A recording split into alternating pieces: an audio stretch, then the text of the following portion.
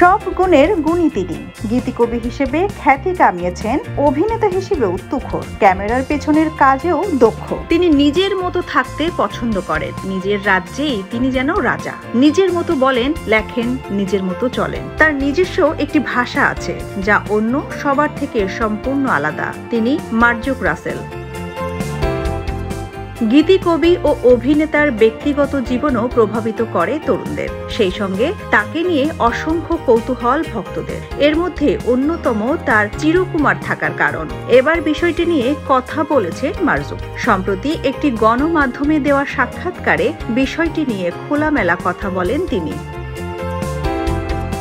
জেরিন নামের এক তরুণীর সঙ্গে আপনার প্রেম ছিল, এরপর তিনি বিয়ে করে সংসারী হলেও আপনি হননি। এই প্রেমই কি আপনাকে সংসার বিভাগী করেছে?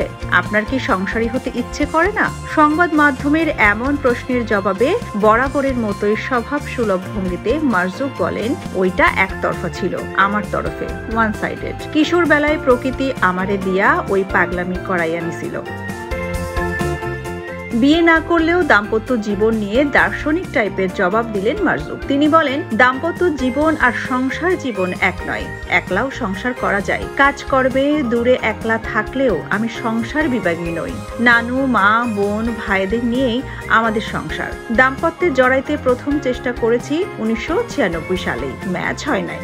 ম্যাচ না করলে সামাজিক আইন মাইনা জোর কইরা ম্যাচ করাইয়া আজীবন বা বিচ্ছেদের পূর্বাপর ক্যাচ ক্যাচ ঘ্যাচ ঘ্যাচ কইরা যাওয়ায় আমি আগ্রহী নই।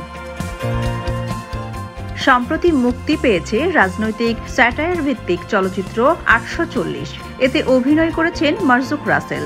এটি পরিচালনা করেছেন মোস্তফা সরোয়ার ফারুকী।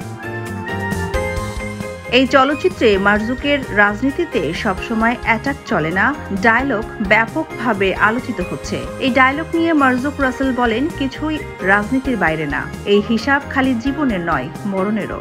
জীবন মরণের সর্বক্ষেত্রে প্রযোজ্য। রাজনীতি মানে মানুষ্য গঠিত কয়েকটা স্থানীয় সংগঠনের কার্যক্রম নয়। জীবন মানে কি? মার্জুকের জবাব, দুনিয়ার কয়েকটি আলোচিত সমালোচিত দর্শন কারো প্রেসক্রিপশনে বা নিজেই বুঝা না বুঝা পাঠ ও অল্প অল্প যাপন শেষে এখন প্রাচ্য ও লালনের আপন ঘরের খবর নে না। পাবিরে অমূল্য নিধি বর্তমানে প্রেজেন্ট মোমেন্টে থাকার প্র্যাকটিস চালু, মানে যখন গোসল করতেছি তখন গোসলই করতেছি। ভাবনায় গোসলের আগে পরে কিছু নাই, যেটা বিদেশে মাইন্ডফুলনেস নামে পরিচিত।